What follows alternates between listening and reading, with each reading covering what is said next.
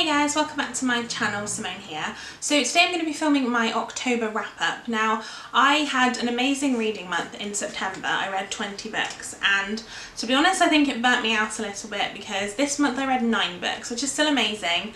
And to be fair, I did go on holiday for a week of this month, so I think I read like 1 book while I was away, which normally I would obviously read more.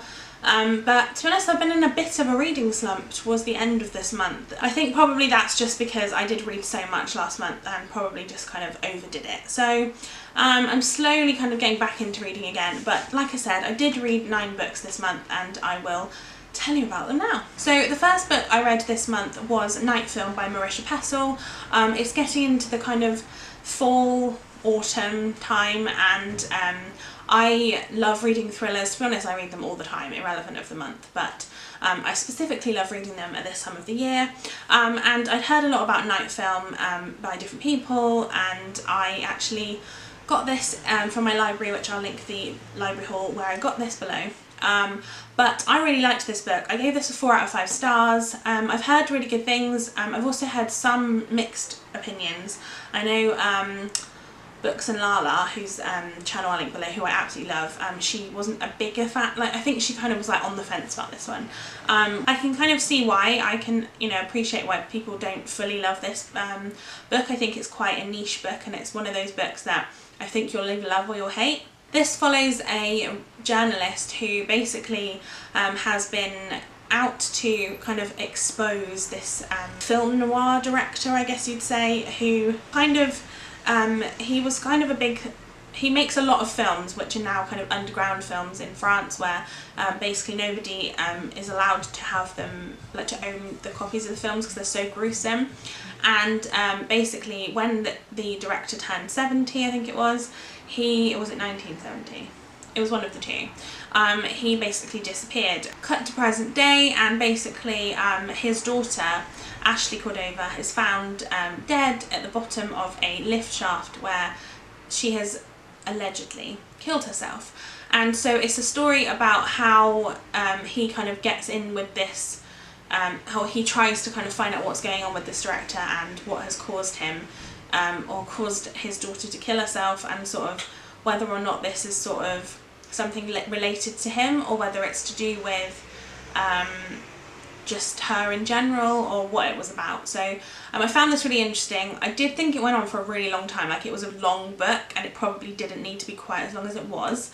I think possibly it could have been a bit shorter, but I also did understand that there was a lot of kind of intricate detail, there was lots of little things happening. I'll be honest, the kind of spiritual side, there was quite a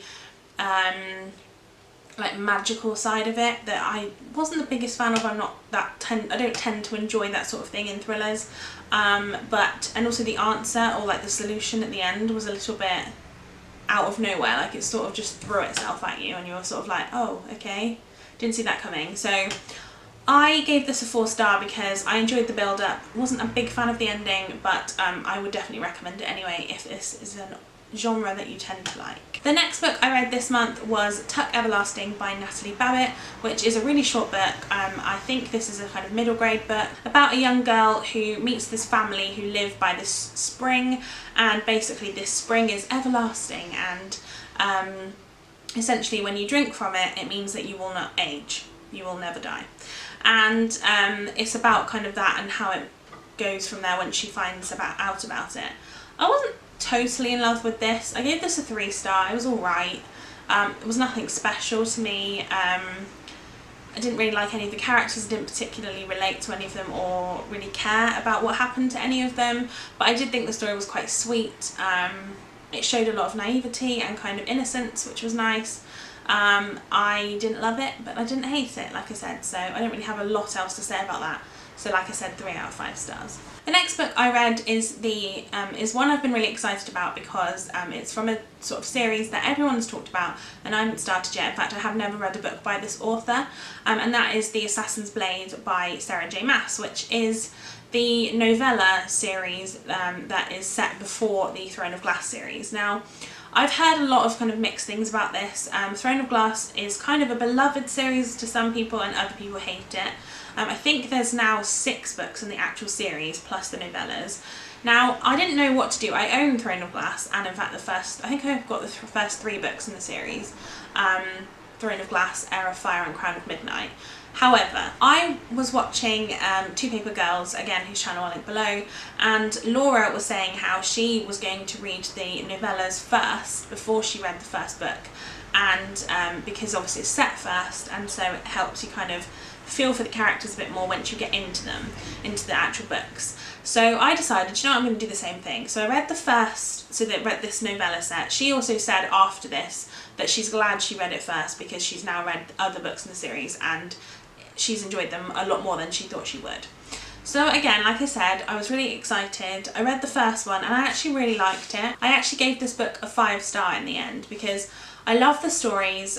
They were just long enough to be really interesting, but not to kind of drag on too long.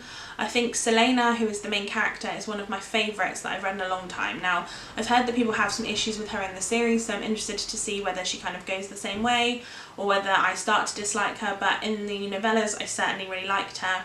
This basically follows a girl named Selena Sardothian, who is a paid assassin who works for the Assassins Guild, I believe, and basically she is paid to go and kill people, and then certain things happen and she's kind of back and forward and she's doing all these things, and I really liked it. Like I said, it was one of my favourite books I've read this month. In fact, I can't wait to continue the series because I did enjoy it so much, and Sarah J Maas's writing is certainly for me.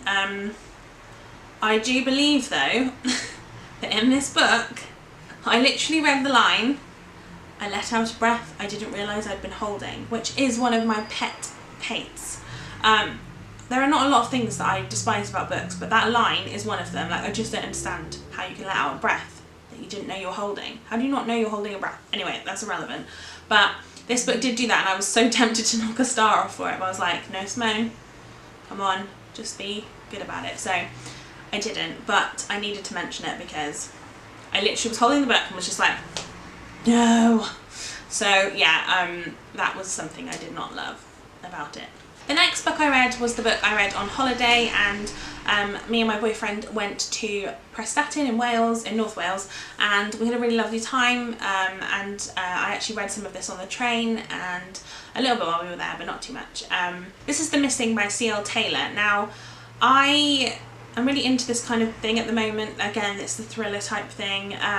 This basically follows a woman who, her son went missing, I think 9 months previous to the book, and she has been like beating herself up since then about why she didn't do certain things and why she didn't do that and why she didn't do that and why she wasn't there when it happened and all this. Now, they go 9 months later, which is, like I said, when this book is set, they go to this kind of big campaign thing to kind of remind everybody of it and try and see if anyone's got any new information, and something happens and basically she starts to question whether somebody in her family had something to do with it and what happened. Now, I did get the twist of who did this before the end, but not too like far from the end. Like, I was quite to the wire, I would say.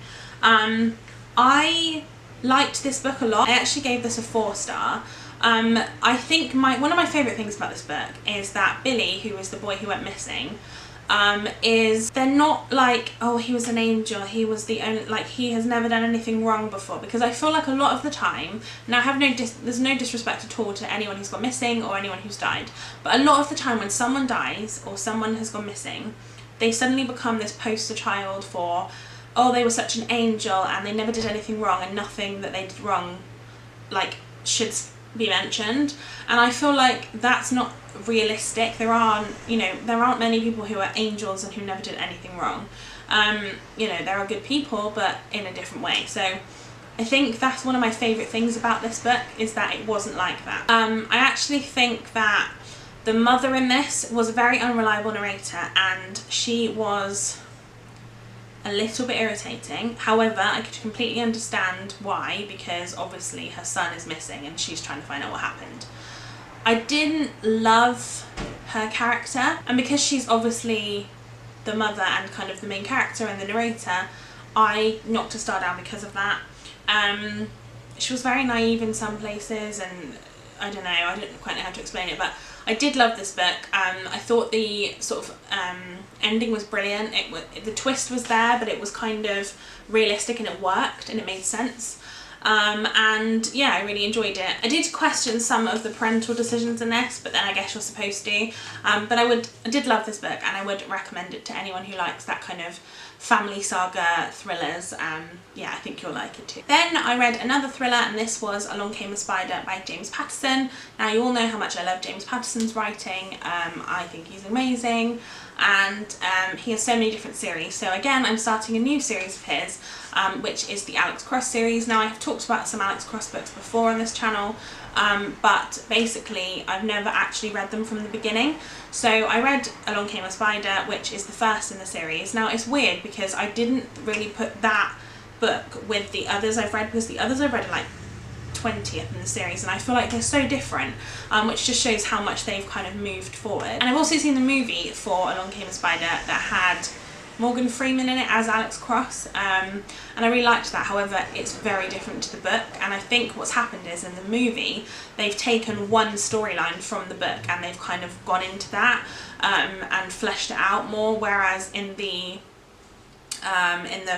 book there are lots of different storylines kind of all happening at once, and again, it's just very, very different. This basically follows a detective, Alex Cross, who is investigating the disappearance of two young children who are basically the children of these very rich millionaire diplomat people, and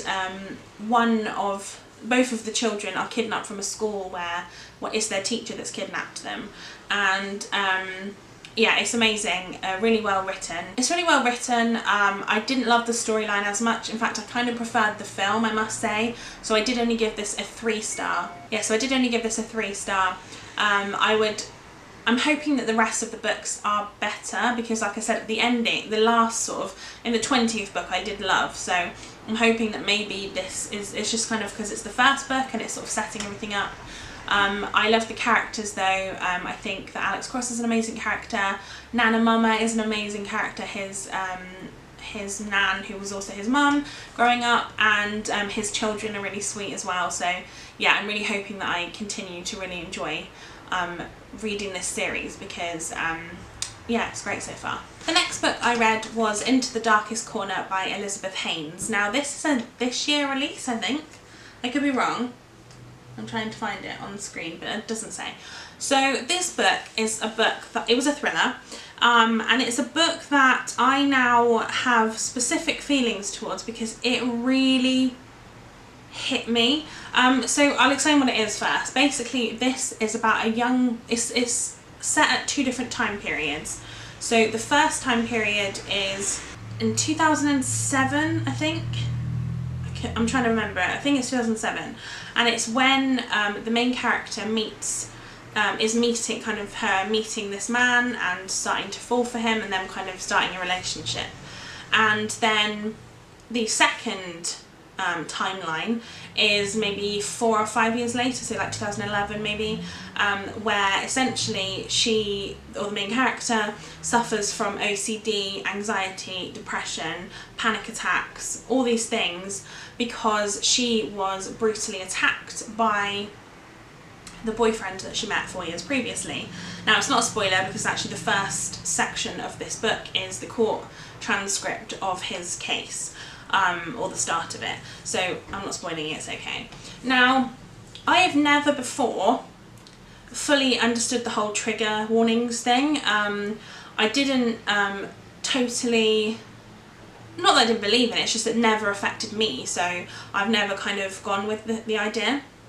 This book, I'm going to warn you now, before you even go out and think about getting it, there's a massive trigger warning for anxiety and sexual assault, just like OCD, all of those things, because honestly, reading this book, I'm getting emotional thinking about it because it really hit me. I was reading it and it was making me feel really very anxious. Like I said, I've never before read a book that's made me feel that way. However, it didn't make me want to stop reading it. In fact, it was quite the opposite. It made me want to read more and to read all of it. But it did really touch me in such a way that I just felt so anxious, and I I've never felt like that about a book before. So this must have been written so well for it to really touch me in that way, because honestly, like I said, just thinking about it, it's making me feel quite anxious. I thought the storyline was really, really like well plotted out. Oh, it's giving me all the weird feelings. Okay, yeah, so it's a really good book. The message behind it was great. It had the kind of, it had a romance element, but again, this wasn't the romance element of kind of the man comes in and saves the day. It wasn't like that at all, and it was brilliant. It just brought out a lot of emotions in me, and I gave that one a 5-star if I didn't say already, because it was great. The next book I read was The Abortionists' Daughter by Elizabeth Hyde. This book is a book that I actually bought from my local charity shop. I sort of read the back of it and was just really interested in the synopsis. And this follows a 19-year-old student named Megan Thompson. Yeah, Megan Thompson, who is kind of, she's living a student life. She does take drugs.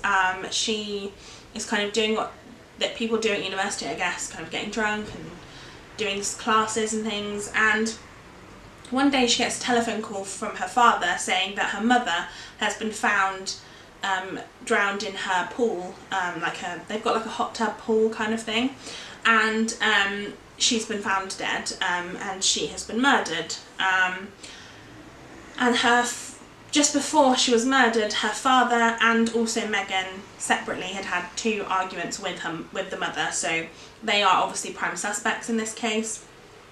And as you can tell from the title, Diana, who is Megan's mother, was an abortion doctor, and so obviously there's a lot of kind of speculation about whether maybe one of the anti-abortionist groups had something to do with it. There's lots of things going on about this. I find the topic of abortion a very difficult one to talk about. I am pro-choice. Personally, again, it's just an opinion. I don't have very like strong opinions about things like that, because it's just not really in my, like, on my radar totally. But reading it from this was really interesting to kind of see different sides of it. Although what I loved about this, one of the things I'm not a fan of in like Jodi Picoult's books, I do love her books, but some of the things I don't like is that she does really, when she is talking about like a subject, so like for example she talks about the death penalty in one of her books, and it's, rather than it being interwoven into the story, like you'll get pages and pages of just her opinions and kind of the good things and the bad things and all this. Whereas this one was done so well in the way that it was interwoven into the story, like it was part of it. So it didn't really need to kind of have that, like it's good, it's bad. It had, like, the opinions were within the story without it kind of making it seem like preachy. I really liked this. Again, I didn't actually see this coming, which was good. This was kind of a thriller I didn't see the ending to, which I feel like I probably should have done. Now I know what happened, I'm like, oh, of course it did, like, obviously. But during the reading process, I was like, oh, okay, that's interesting. Like I said, I liked the fact that this talked a lot about the father-daughter relationship that was left once the mother had died, and obviously the mother was kind of the backbone, so to the point where the father and daughter were sort of like, what do we do now? Like, how do we communicate properly? So it really interested me. I really liked this, and I think that I would recommend this. I gave this a 4-star in the end. So the penultimate book I read this month was The Princess Diaries by Meg Cabot. Now, I read this book when I was little, but I've decided to reread this series because I did love it so much. Now, this follows Mia Thermopolis, who basically is a typical teenager. She is gangly, she thinks she's ugly, she's got this frizzy hair, she wears glasses, she's got spots, I think she wears braces, I can't totally remember, and she's just not very popular. She's not really liked too much, like nobody really knows her, she's kind of invisible. And one day her father tells her the news that actually she is the princess of a small country called Genovia, so she's actually Princess Mia Grimaldi something Thermopolis. I can't remember exactly the name that she has, but she's actually a princess, and so she turns from being this unknown, unpopular girl to being this girl who's on the front of the papers. Now her grandmother is giving her, or grandmère is giving her princess lessons. She's had to have all her hair done and her makeup and learning to be a princess, and all these people want to be her friend now because obviously she's famous and she has a bodyguard and all the things, and it's really interesting. I love how Mia, even though she's all these things, she writes this diary and she's still like boy crazy, and she's still talking about like why her friend isn't talking to her, and all these little things that you have at school when you're at school and you're kind of going through these things without without changing that. She just continues along the same path, and I love that. I think it's great. I really like this series. It is, I think it's middle grade. I'm not quite sure what it would be classed as. No, maybe it is YA, I'm not sure. It's quite like young YA, I would say, but I love it anyway. And yeah, I really liked this book, and I'm glad I reread it this month. And talking about emotional triggering books, I have another one here, and this is the last book I read this month. It's Me Before You by Jojo Moyes. Now, I've heard good things, I've heard bad things. I've heard people talking about how this is a really bad disability rep. I've heard people talking about how this was the best book they've read all year. I read this without too many expectations. I was kind of not sure what I was going to think about it. It is a massively hyped book. I cried when I read this book. It was really, really emotional for me. I don't cry very often when I read, but I did cry when I read this. It really got to me. And again, just because this happened twice this month to me, this book has the line, "I let out a breath I didn't know I'd been holding." And again, I was like reading it and I literally just went, really? I actually rang my boyfriend and was like, you will never guess what line I just read from this book. It still didn't mean I loved this book any less. Oh, by the way, I gave The Princess Diaries 4 stars. I don't know if I mentioned that. I also gave this, ooh, I punched myself in the face with it. I also gave this book a 4 star. This, if you don't know, I imagine most of you probably do, but this follows Lou Clark, who is a quite eccentric young girl. She's living in this town that she's lived in all her life, and she doesn't really have any plans to go anywhere. And she becomes the caretaker of a quadriplegic man named Will Trainer, I had to think what his name was then, who was injured in a motorcycle accident. And she is basically trying to teach him to love life again. She just wants to kind of make him happy, I guess. And neither one of them knows that they are going to change the other one's life. And this was such a beautiful book, and from both perspectives. I felt like both of them really helped the other in some way. Like Will helped Lou, Lou helped Will. There was a lot of emotions in this. I loved it. I thought it was great. So sad. And also, the other really sad thing about this book didn't have anything to do with the contents. This book was sat on the side like this, on my parents' side, and their sofa is really up close to the table thing. So I sat on the sofa, which knocked the table, which knocked the tea, which got on the book, and it's like, I mean, look at it. Look at how much it's like peeled. And like, oh, I just can't. But you know I don't keep books, it's not the end of the world. But I still like to make the books look nice, and I don't like to ruin books, because that's just sad. However, I've also been told really bad things about the second book in this series, which I do own. I don't quite know what to do about it, whether I should read it or not. So do let me know your opinions below, because I would be really interested to find out what you thought about it and whether you think I should read it or if it's not really necessary. But yeah, that is the 9th book I read this month and the last. So there are all the books I read this month. I hope that you liked this list. Let me know in the comments below if you've read any of these books and what you thought of them, and give me a thumbs up if you enjoyed it, and subscribe to my channel if you haven't already. And until then, I shall see you next time. Bye guys.